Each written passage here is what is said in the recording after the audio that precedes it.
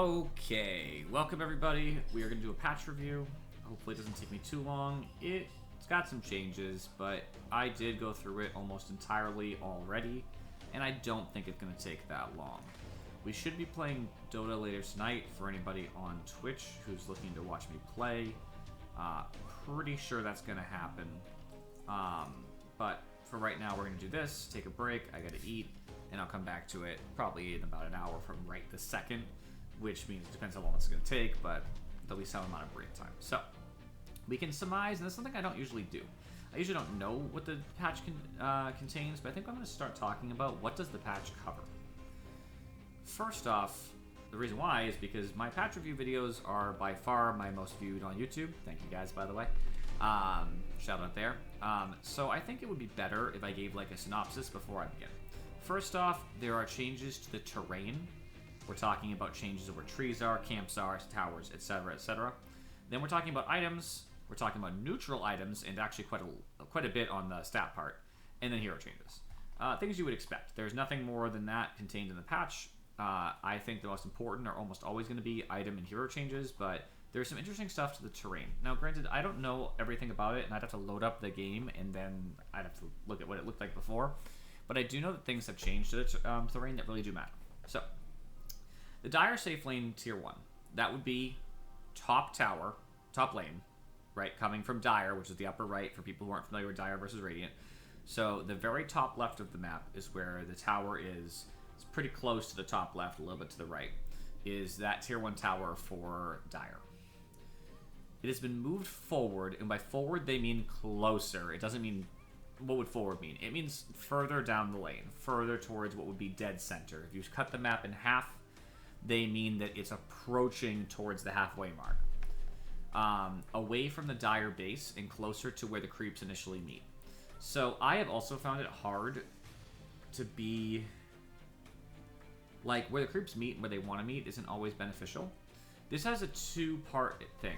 A, it means you're further away from Tier 2 tower. That's a problem if you get dove. Unless someone can TP directly on top of you, they cannot, like, run from Tier 2 as well. B, it means that if your team wants to run to you from, like, the jungle, they are technically slightly farther away. That's the downside for Dire. The upside for Dire is that typically you don't have to push as far out of safety to push the enemy tower, and you can run back to safety before things happen. I guess I didn't notice, but I sort of do feel that I prefer Radiant to push as like a safe lane AM than Dire, and I think that's why, and I think now it's going to be a little bit better in this capacity. We'll see though. The top lane creeps path has been slightly adjusted so the creeps meet closer to the Dire tower. So not only will it make it easier to push out because you're still a little closer to your Tier 1 even when you're starting to push into the enemy Tier 1, but the creeps will actually meet naturally closer to your tower also. The tree lines above and below the tower, this does mean that's going to be, actually, by the way, the top lane creeps meeting closer to your tower means it's easier to push into you, though. So off lane, Radiant, off lane, it's easier to push under the tower because the creeps will meet there anyway. So for like Axe or something, can push your tower easier. The tree lines above and below the tower have been reworked. I don't know what that's going to look like. Unfortunately, we're just going to have to see this in game, but the point is they decided that the tree lines in general around the tower are not ideal, and I actually agree with that too. The tree lines only allow you in Dire top Tier 1.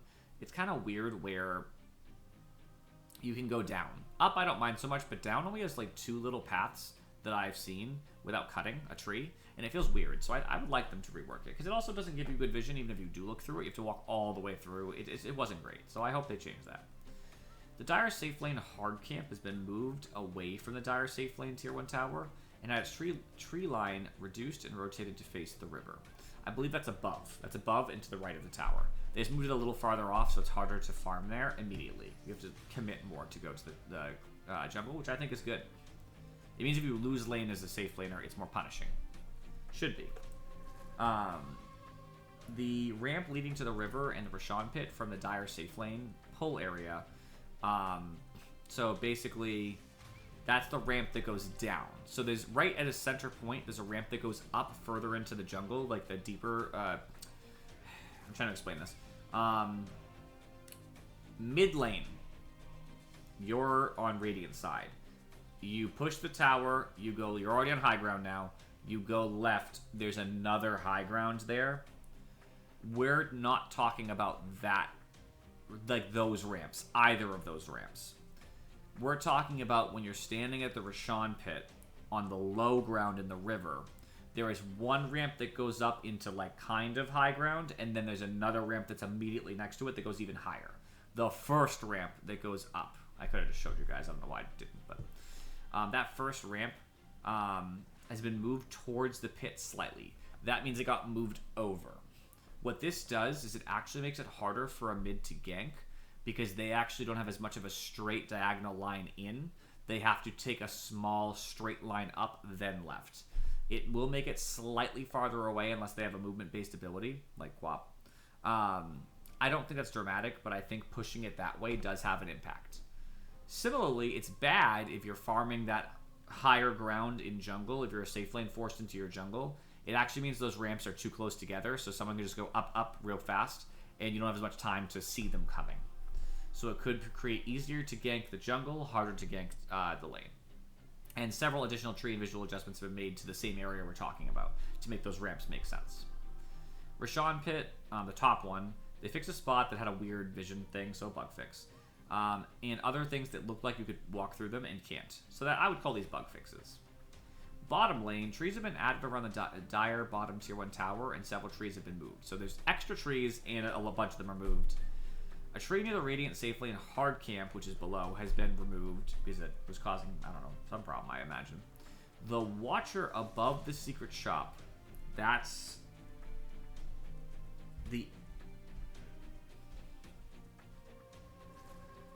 got to be the secret shop for Dire. So, like, I do walk in there sometimes and I buy items when I'm, like, my cornucopia. The Watcher that's above that has been repositioned between the ramps from Dire mid tier 1 and the bottom of Roshan Pit. So it's been moved to the left. It gives less vision over the secret shop. That's what that would look like. They moved it over. Fixed unnecessary pathing blockers at the left of the entrance to the Dire base to the team-only gate. So yeah, I agree with that, actually. There's way too many trees blocking that, like, little one-way gate that helps the enemy team but not you. There's way too many trees there. It makes it harder to see when they're coming at you, when you're trying to... Originally, when there used to be a... oh my god, what's the name for it? Tormentor. When Tormentor used to be there, it was annoying because they come at you, you don't even realize it. Now, if you have control of that high ground, it's harder for them to come at you without you seeing them.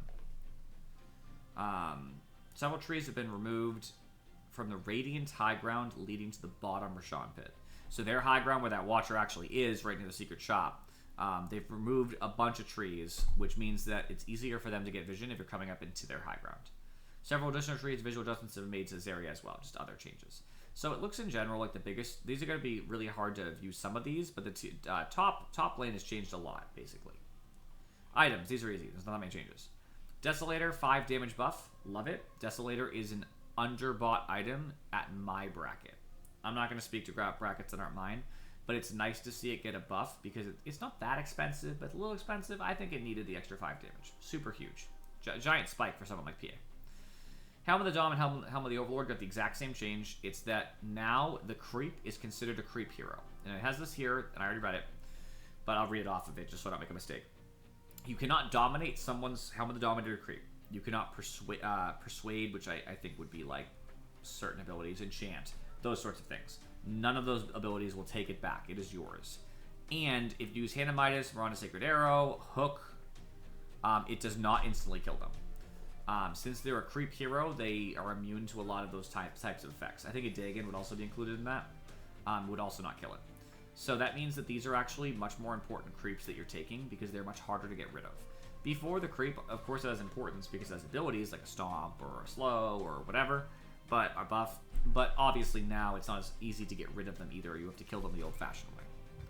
Mage Slayer's damage per second went down by 5. So basically, Mage Slayer's position in the meta is that it gives you magic resistance, which is nice tankiness.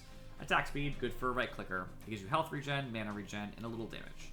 That's like some of what it does, but its main effect is Mage Slayer, the passive. It places a debuff on whoever you hit, and just one person, because I think it says that, I think there's an effect where you can't, like, apply it twice to different people, but whatever.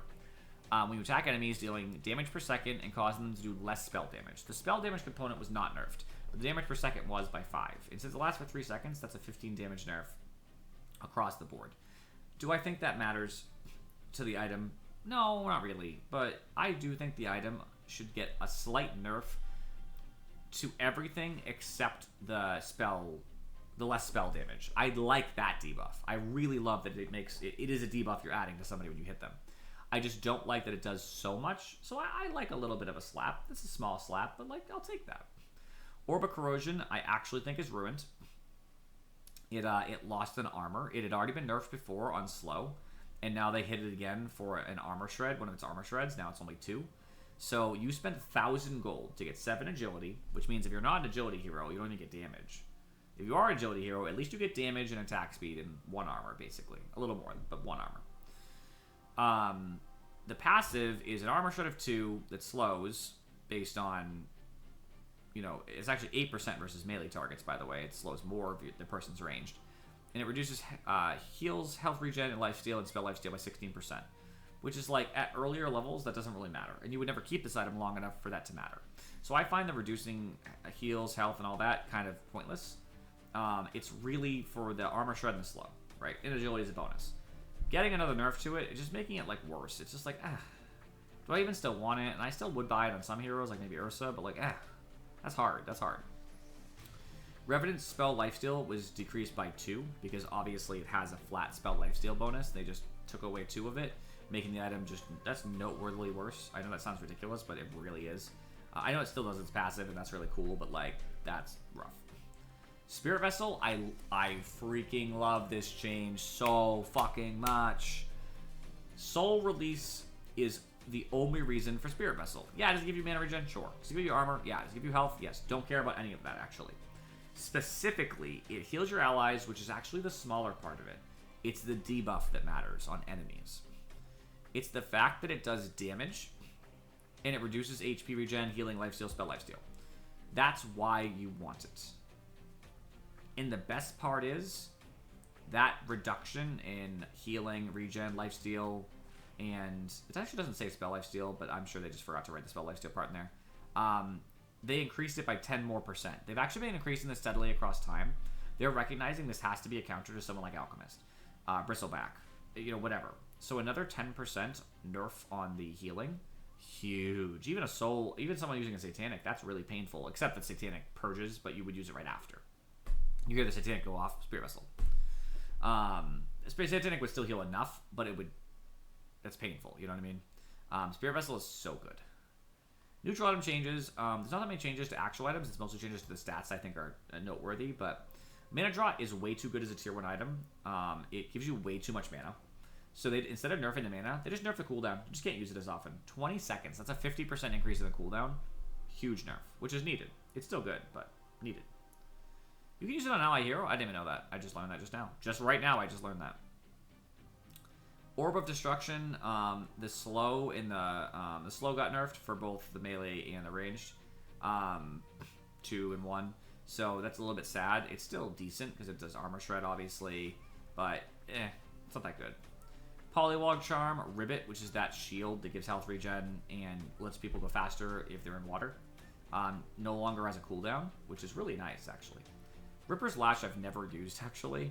It's supposed to make it so people take additional damage when they're attacked. So, like, you're basically helping your allies do more damage on right clicks.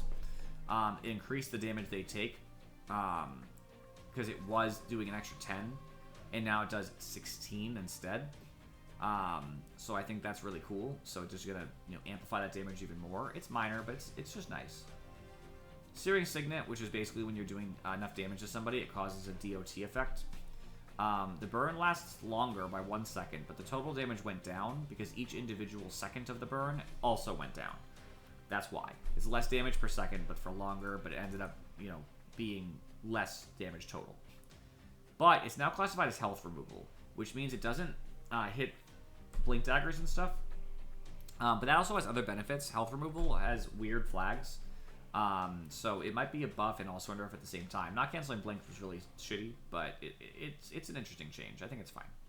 This is one of my favorite changes, Nemesis Curse. The self-damage, which makes you take more damage just by having it in your inventory. It got buffed, meaning it does less damage to you by 2%. Huge, huge. It makes this item much more desirable. Crippling Crossbow, it hobbles someone doing a slow and healing effects. The active of hobble costs less. Mindbreaker's cooldown went up by 4 because it's just too good to be silencing people passively. So, huge nerf. Pirate Hat, which gives you extra gold if someone dies near you. Doubled the radius because it was way too low for most heroes. So it's really nice to see that change because I don't really think it was important. Unrelenting Eye is that you get a bunch of slow resistance, and every hero that's near you reduces that. But every hero that's close to you gives you status resistance. So as you're losing that slow resistance, you do gain status resistance. They changed the search for both to double that radius. That does mean you're more likely to get the status resistance because it's more forgiving, but it also means you'll lose the slow resistance because it's less forgiving. I think that's an interesting change. I don't know how that makes the item. I think it would make it better because you want the status resistance more than the slow, I think. Plus, if you're running away and you're slowed, they're either exactly on top of you regardless, if they're like a hero that can slow you and just stay on top of you, like PA or something, or they're slowing you from afar anyway and they don't want to be directly on top of you because they don't want you to turn around, like Venno. And Venom's probably still going to be outside of the 600 for the sake of slow anyway. So I think it's probably a buff. Alright, these are all the enchantments. We all know how those work at this point. Attack speed in general went up at the later levels, so just more attack speed later on the tiers. Mana regen got nerfed at the later tiers. The damage bonus got buffed at all levels. The max mana reduction, yeah, that's when you get cast range, mana regen, was decreased, so it doesn't reduce your max mana as much. Very good, by the way. I love that a lot. That's super huge. It was way too much mana taken off the top. Attack range bonus was increased on Vast, so it gives more for both melee and ranged, which is really cool. Crude, which gives intelligence reduction. It gives slow resistance, base attack time, but reduces int. It reduces way less int. It reduced a lot of int, not anymore. They just said like, oh, the negatives you're getting, we don't want them to be as big. Timeless gives spell amp. They nerfed that, which they needed to. The base attack damage status resistance, they changed the base attack damage to be lower. Needed. Mana cost and loss.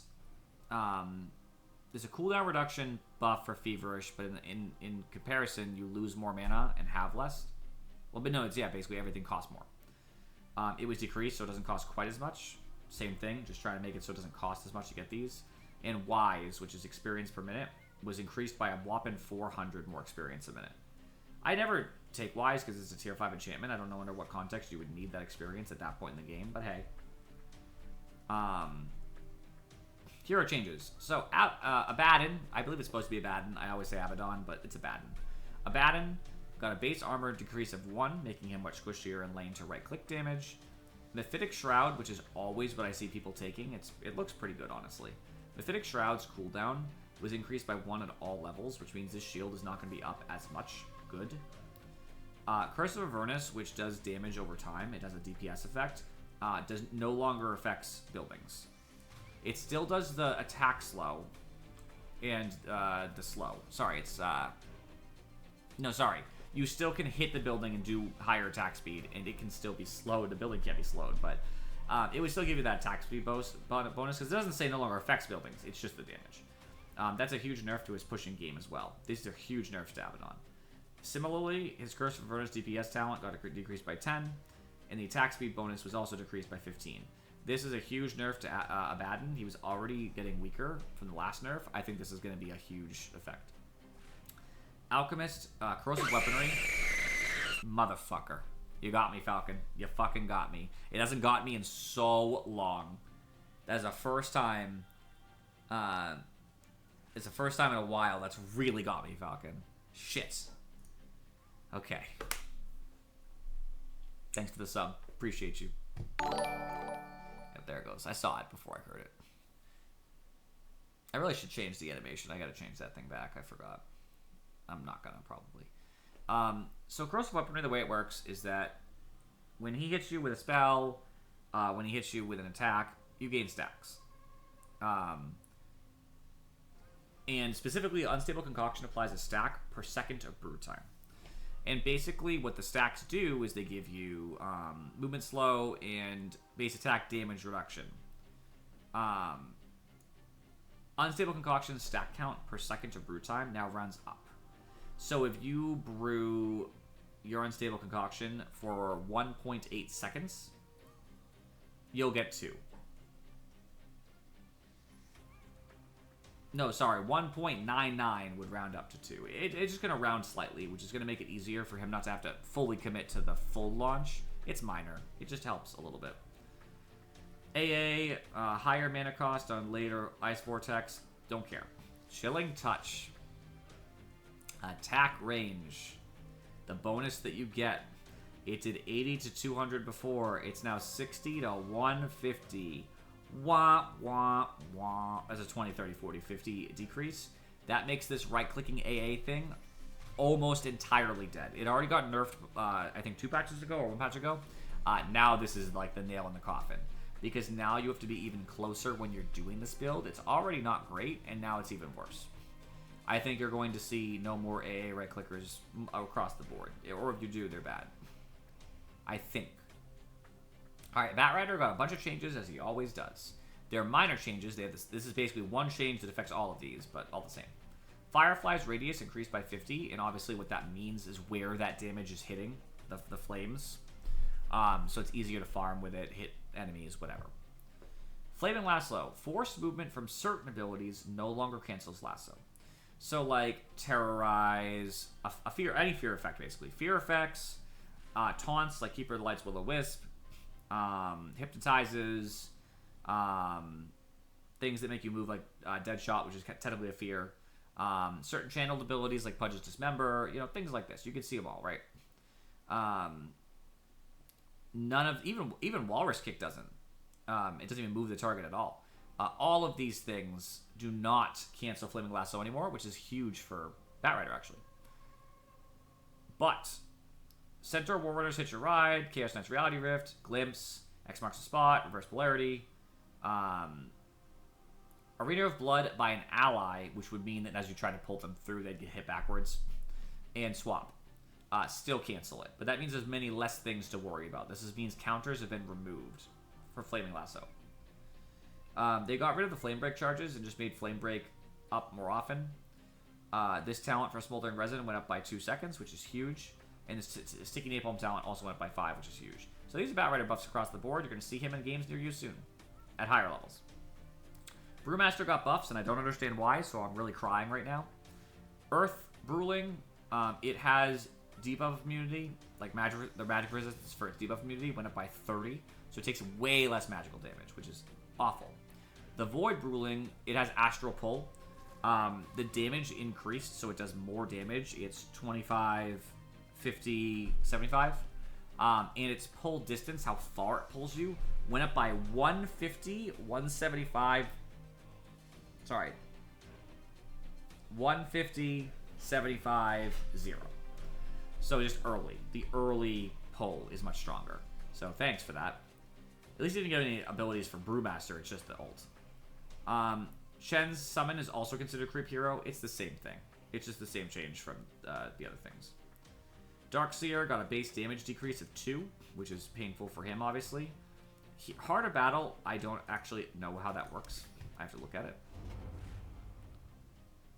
Darkseer moves faster when near other heroes. It doesn't say enemies, it's just any heroes. The radius increased by 300. That means it's detecting other heroes to give him that speed. Got it.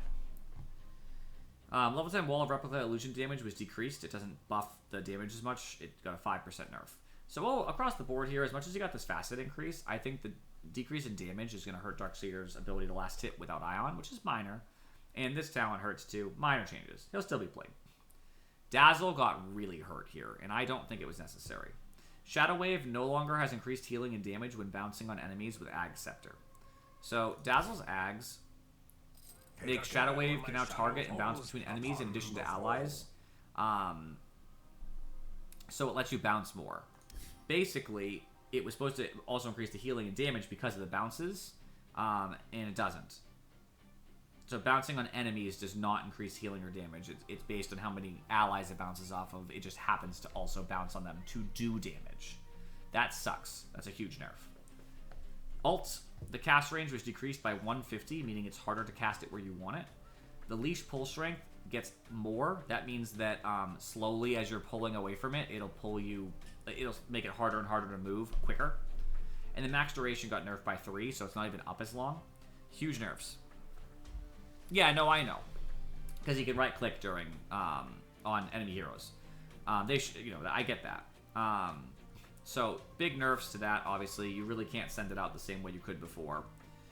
It's also easier to find you now if you do it from a tree because you can't be that far away.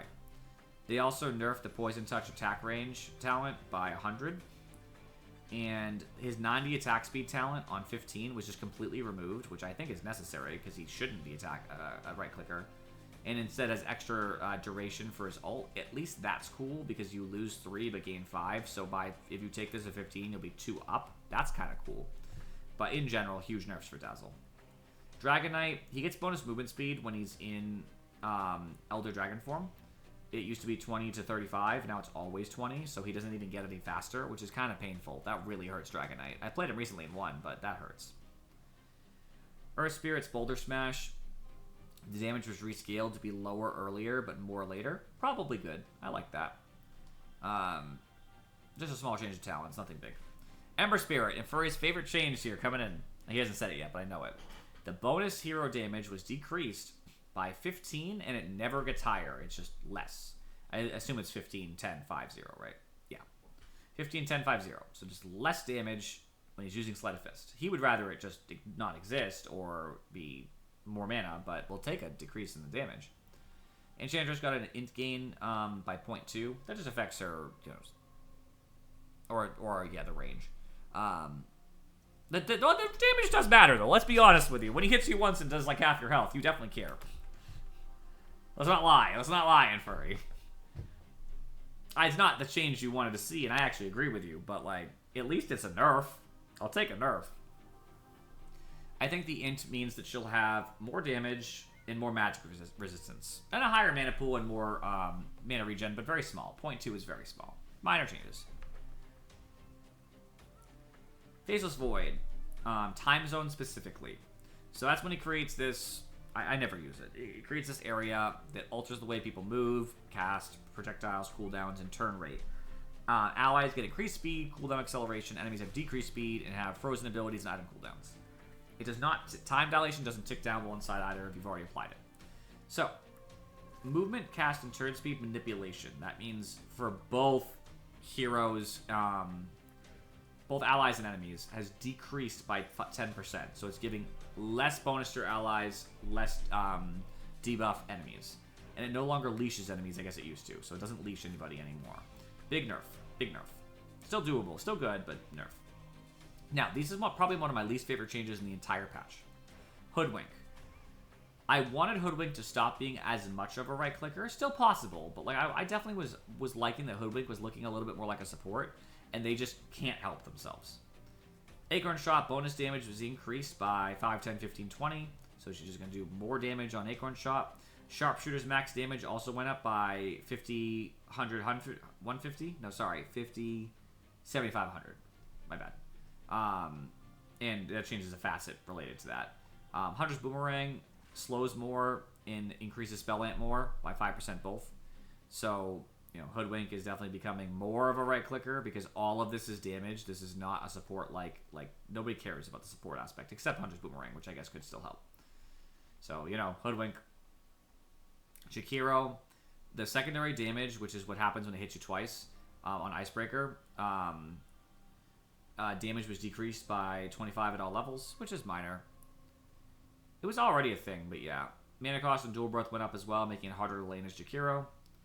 Juggernaut, I guess Omni Slash was the jump radius was affected by AoE bonuses. It no longer is. It probably never should have been. So that's fine. Chakra Magic gives extra bonus to Keeper if it's used on himself. The cooldown reduction, the mana restore. So it increased the self bonus by 5%. Just making him get more mana and cooldowns will be 5% better. Kez's 25 talent, which makes his extra crit on his Shotosai got increased by 25%, which is nice. It makes his late game look a little bit better, and it really does it really should. Kunkka's Tidebringer does 5, 10, 15, 20 more damage, which is annoying. That just means that Kunkka's going to maybe start coming back as a right clicker. I'm not sure, but that looks better.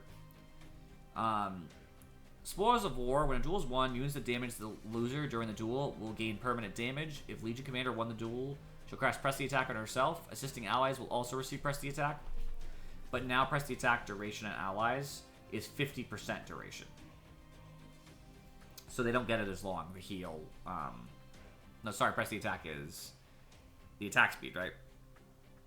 I don't remember what Press even does, honestly. I don't remember what it's called. Press the Attack. That's the movement speed heal. Yeah. Movement speed heal. So less time. So that's obviously a nerf on that component, that facet. Lifestealer's Flesh Feast gives even less health per hero kill. It got nerfed by 5 across the board at all levels. And Open Wounds cost more. Small nerfs, but like a little slap on Lifestealer, which is probably needed. He's seeing a lot of play from what I've seen. Lena got a late game mana nerf on Lightstrike. That's fine. She doesn't even care. Moonglaive is no longer balanced to attack immune targets. The reason this matters is because it can work one of two ways. A, now it doesn't waste its bounces on heroes that can't even be damaged, and it will only bounce on heroes that can be damaged. Buff. Here's the nerf component. Let's just pretend... I'm not even sure what an attack immune unit would really be, but like, someone's ethereal. I have an ethereal lion standing next to Rubik. I start attacking Rubik. I'm BKB'd, so he can't touch me anyway. I would rather, if I'm trying to kill Rubik, that it bounce to lion so it can bounce back to Rubik. Because it'll actually do more damage to Rubik because it's bouncing, right? He takes the main damage, then he takes the 45% damage because it hits lion at 50, back to Rubik at 45, back to lion at 40, then the 35. So he gets hit for 100% of my damage, then 45, then 35. Which means that overall, he's just by one attack, he's going to take 180% damage, right? Because that's really what ends up happening with Glaives. If there's nothing else to bounce to. Now, instead, it's like, oh, Rubik just takes 100% because Lion isn't helping me bounce it back. So in some contexts, that can be a nerf as well. It depends on the context. I think most of the time it'll be better, but, you know, could definitely be a nerf. Lycan's base strength got increased by 2, which obviously increases his damage. I hate this display. It usually doesn't matter. It only matters for universal heroes. That sucks. That means he does more damage. He's tankier. Health regen. Magnus' base strength was decreased by 2, but that affects his damage less because he's universal, but it does mean he's squishier. Less health regen, and one less damage. Shockwave also went down in early damage. And in power, doesn't give as much self bonus. It decreased from 50 to 30, meaning he actually will do even less damage on top of that. Because this is a multiplicative effect, so he loses damage and then also loses the multiplicative effect, which means he does even less damage on top of that. Huge nerfs to Magnus, and probably needed. Very good hero. Marcy. I don't remember what these do. Buddy system. While bodyguarded, Marcy and her partner share 100% of health healed by this ability with each other. So if anybody does any lifesteal, they share it. It now also increases duration from 6 to 7, which makes it a lot easier to make that happen. So that's really cool. Rebound. Ally damage was increased by 10%. What, rebound? How many facets does she have? She has a couple. Fleeting Fury. Yeah, I know. That Buddy System's a support build. Pick Me Up. That's when rebound set to all cast. Marcy brings the target ally with her to her final destination, so you can pick somebody up. The ally deals 35% of the rebound damage to the enemies around its destination, which means that obviously they'll end up doing damage as well. So they just increase the damage that'll do, so you can help a lot. So basically, my opinion is a support Marcy should take one of these two. I think that's clear. A mid Marcy could negotiate taking bodyguard in the buddy system because it's not about helping the ally, it's about buffing the both of you. Because remember, it gives you... Like, so... Her base ability of Bodyguard, right? Because it's just its own ability, right? Marcy protects an allied hero for 7 seconds. The ally also gains lifesteal and attack damage bonus. Whenever the ally attacks or is attacked by an enemy, Marcy counterattacks that target if they're within a range, which means you still get to do right-click damage, because obviously if you're right next to your ally, like, let's just say that I'm AM. You're Marcy, you jump next to me, you put Bodyguard on me, right? And if they go on me, you hit them a lot, after you ult, obviously. You'll hit them a lot because you're going to automatically be hitting them anyway because of the counterattack. Even if ult's not up, you're going to be hitting them for free. And on top of that, you're giving lifesteal to me as well, even though you also get lifesteal. So it does have value. I'm not saying it's necessarily... By itself, that's just Bodyguard. So it already has something it's doing, and the buddy system... Hold on. So the ability already has its own thing, obviously. But you add in the buddy system, we share a heal. So if I'm hitting somebody, you can't die if I'm not being gone on. You should just be getting healed the entire time I'm fighting. If I'm Sven, big hit, you heal. So it's supposed to be more of like a let's fight together build, and I think that can absolutely be negotiated from the second position. If you're playing a position 1 Marcy, which I don't see anybody do, and there's probably a reason for that, it's just you're too dependent on certain abilities. You can't. You have to take Fleeting Fury. Have to. If you're a support, you shouldn't take Fleeting Fury. But I can see a mid-Marcy going buddy system. Pick Me Up, on the other hand, no. That's if you're playing any other position. Even if you're 3, Pick Me Up can be fine. Because you're doing something that's supporting disrupting team fights. You can still take buddy system if you want. But like 3, you could do 3, 4, or 5, you get to pick. You get to pick one of these two. You can't take this. If you're a 1, you have to take it. And if you're a 2, I think you pick between Buddy System and Fleeting Fury. I think Pick Me Up is still shit, and it isn't worth it for a 2. It depends on the situation, because I can understand if there was a Sven and you put Bodyguard on him, you literally can't die. Yes, you have to actively, of course, use it on the person you know is going to heal you. You should greedily do that and just fight with your core. Even if it's your 3, even if a 3 is doing a bunch of damage, that would still apply. The problem with it is that obviously you also commensurately can save them. Because if your 3 is going down, health, if you ult and cast Buddy System on them, you start healing them rapidly. You just start unloading and you start healing them. So I can absolutely see it. I'm not saying I would do it if I was Marcy, but I think it's a thing. So increasing the duration is really strong. That definitely makes it better. Medusa no longer slows cast speed. Nerf. Shouldn't do it anyway, so I'm glad. Codependent, which is when all meeples have a stackable ore that increases nearby meeple's attack speed and armor. The armor was 2 per meepo, now it's 1 per meepo. Which is needed, because it's way too much armor if there's a bunch of meepos right on top of you. So good. Fuck meepo. Muerta's Ofrenda, which is actually what I like. I like Ofrenda. The attack speed bonus by being near your Ofrenda went up by 5 at all levels, which is nice. Good for Muerta. Helps her kind of keep up a little. Oh, here we go. Nature's Prophet, fuck off. Ironwood Treant, impossible to kill. It's still impossible to kill, but at least it's a little bit more reasonable. It got nerfed for 50, 100, 150, 200 health. Yes. Means towers are gonna get it low. We can get it low. It might actually die. And the big one. Nature's Prophet gains a percentage bonus damage for each tree that is near him. A multiplier of that same damage for each treant near him. Now, the bonus damage per tree, and that means the multiplier as well, got decreased by 1%, which means he does less damage based on the trees and less damage because the multiplier based on treants. So he does less damage in general. Good. Night Stalker gets more health regen during day. Bonus health regen at night was decreased from 40 to 20, so now it's equal. It used to be 40 increased regen, but 20 decreased during day. It's just flat 20 both directions. Big nerf, obviously. And his dash resistance talent went down by 10, which is also a nerf. Good hero. Makes sense.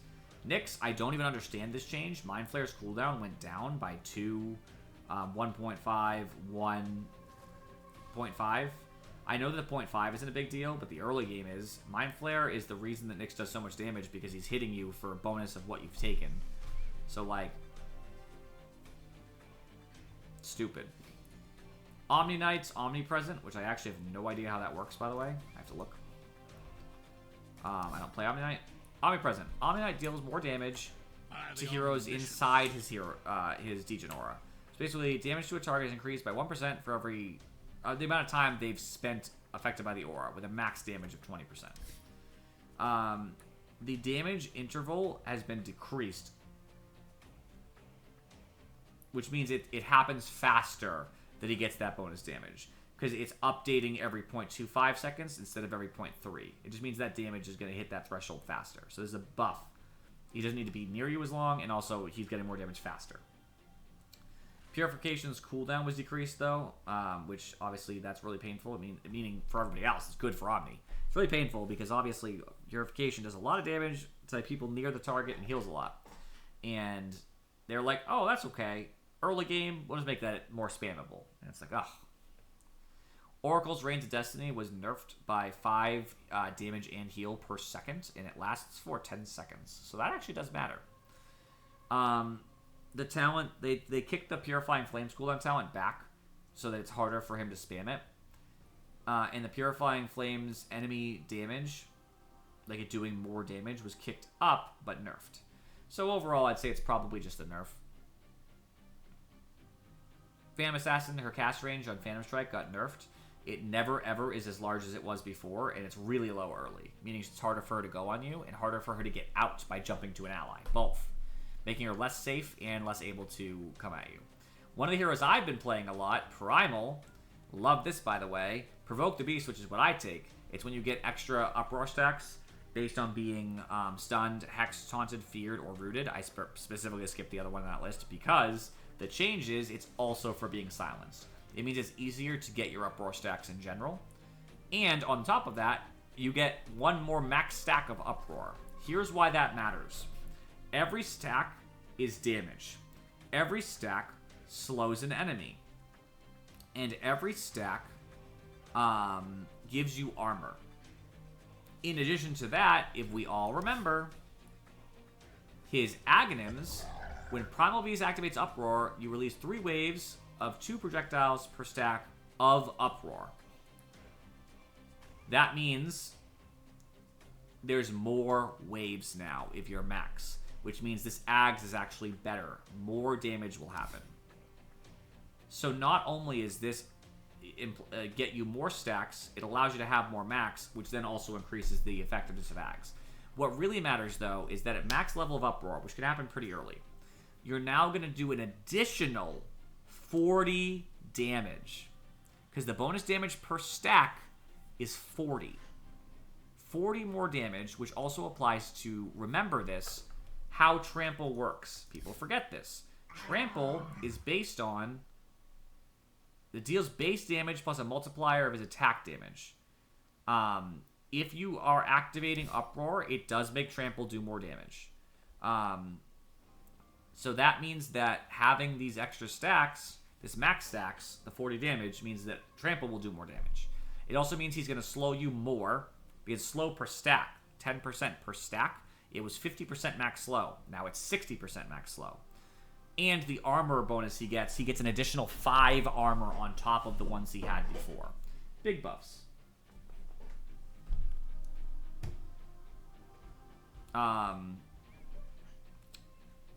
Ringmaster. Hold on 1 second. Wait.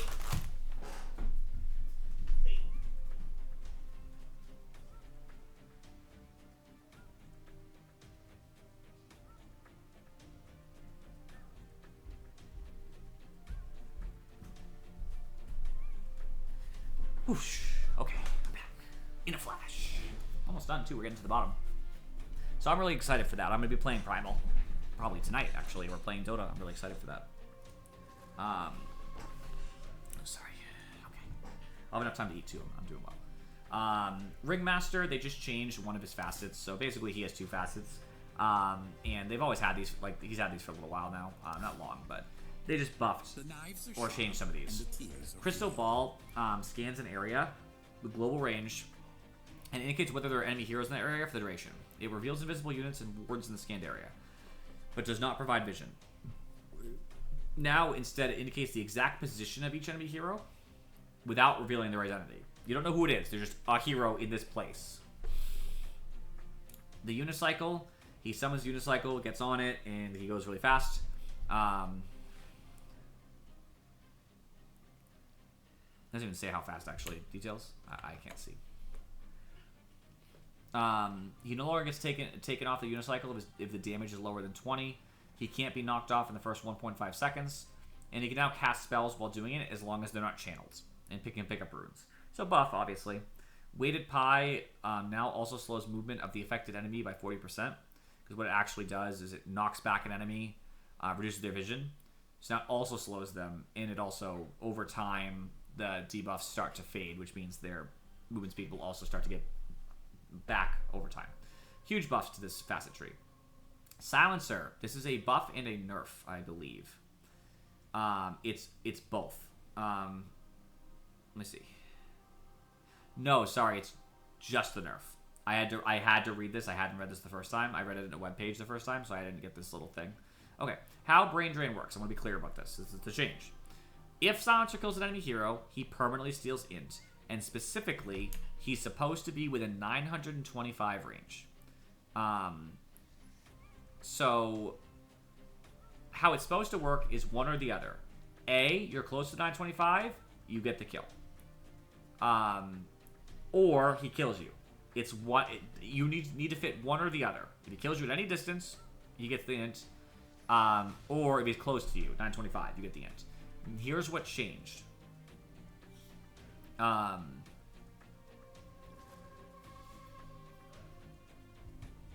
So what changed is this is a buff, sort of. It's a buff and a nerf at the same time. If Silencer's out of range, out of 925, intelligence will now be stolen only if the dying enemy is debuffed by Silencer the moment they die. So let's just say Silencer launches an attack. You get force staffed 3 times. You're now super far away. His attack hits you and kills you. If I'm reading this correctly,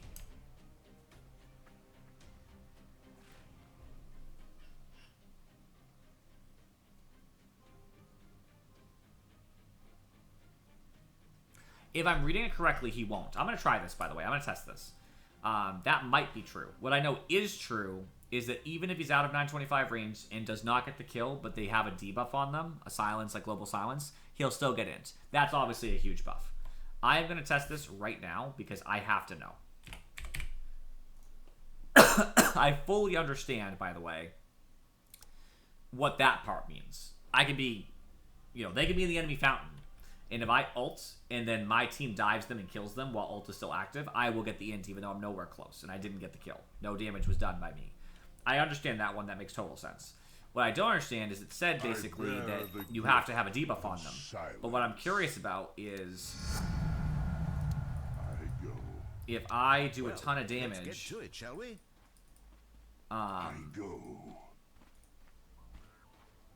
know what I mean? Like, I'm curious what will happen. How much damage do I do to OD if I hit him once? I just have to know how much damage I do. Okay. What happens if we have a force staff? I throw an attack and he force staffs away. Spinning blade. Of course I didn't kill him, by the way. Of course. Harbinger comes.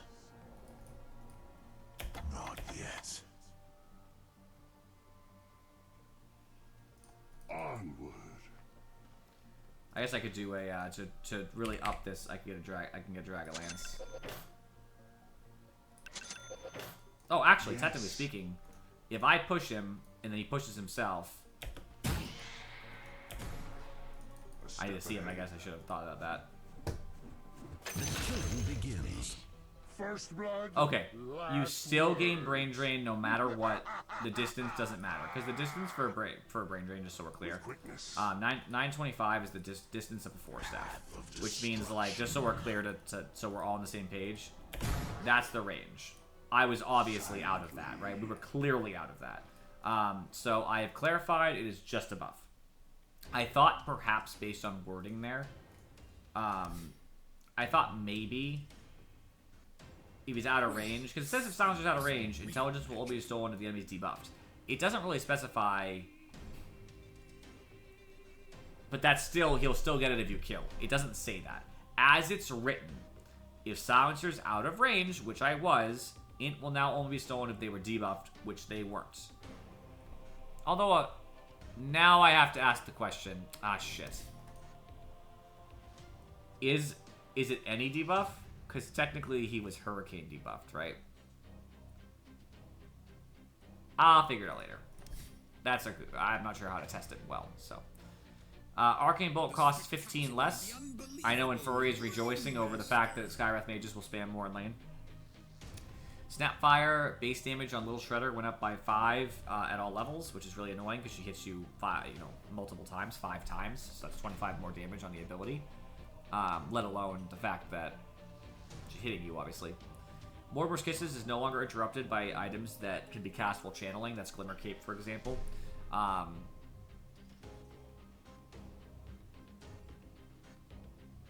Oh, good point. Okay. I'm gonna test it again afterwards. You're right, Furry. You're right. I have to turn off claims. I have to make sure it's like a dataless hit or something. And they'll just 4-staff, and I'll just make sure it's of that range. TA, this is a huge buff for TA. Refraction's cooldown went down by 2, so it's up more often. The number of instances went up by 1, which is actually reverting a change that got made a long time ago. So more instances, meaning block one more hit, do extra damage one more time. Meld, I guess, was having some problems if you double melded really quickly. Like, you had already melded, you would wait for the cooldown to be ready. Attack, meld, attack real quick. There were some issues where it wasn't working. Now it does. They fixed it. Bug fix. And the talent for extra refraction instances went up by 1, so even more refraction. This is going to bring TA back a little bit. I don't know how much, but back. Terrorblade, his illusions take 25% less damage, which they had already done it from 300 to 275. Now it's 250. I think that's necessary. They're way too weak, so fair. Curl Eater, starting attack range and anchor smash penalties were increased from 50 to 60. So basically... Tide Hunter.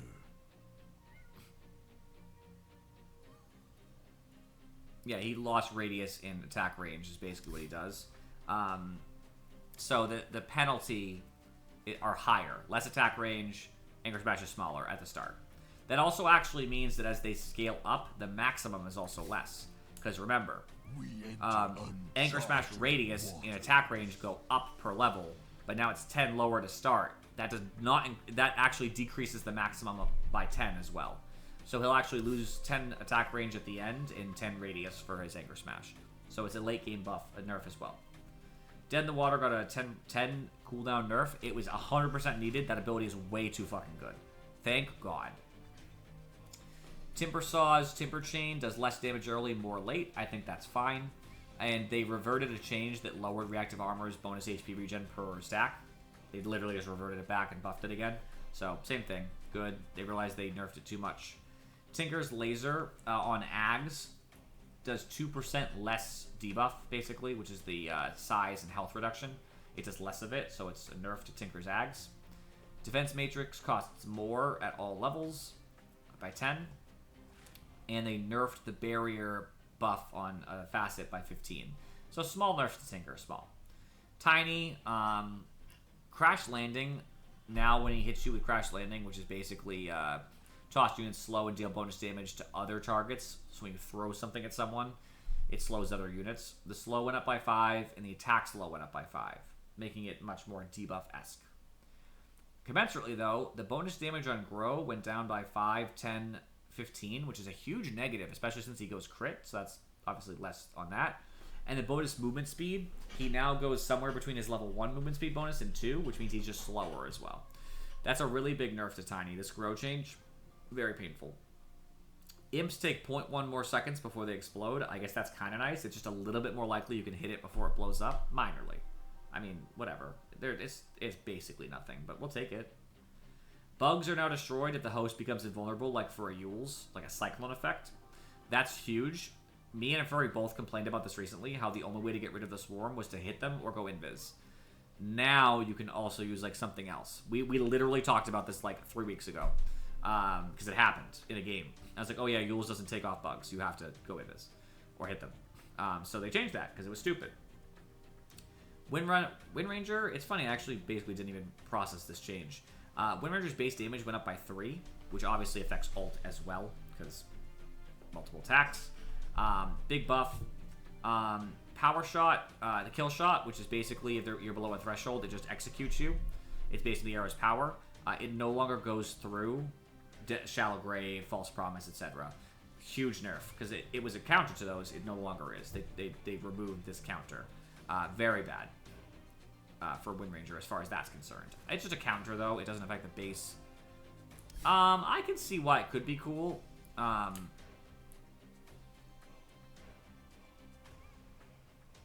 I think Tangled's better, but I can see why it's good, because obviously you could like kill somebody with a power shot that you wouldn't be able to hit otherwise as they're running away. It could be like an end of like bye, you know. It can be useful. It's whatever. I would use this on a support.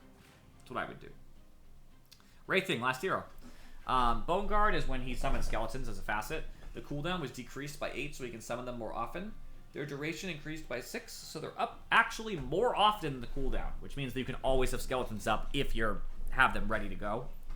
And the talent that affects Bone Guard duration was replaced with a 2-second Wraithfire Blast Slow, which is kind of painful.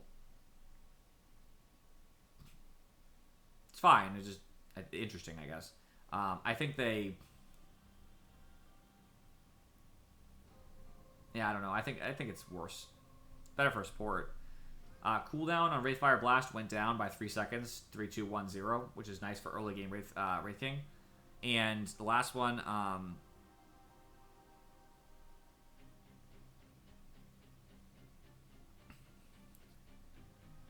and Reincarnation costs 25 more. So, I'm going to summarize real quick, and then I'm going to eat something real quick before we play the game, because I am going to play. I don't know what's going to change really around the Dire Tower. We talked about that pretty in depth, but it's a big change. Item changes. It's really Spirit Vessel, Orb, and Deso that changed, in my opinion. I don't really care about any of these items changing, except Mana Drought and Mindbreaker were the biggest changes. Some of these will definitely matter, but minorly. Abaddon has been stomped on again. Carry AA is done. Batrider's coming back. Dazzle Carry is gone. Support Dazzle's worse.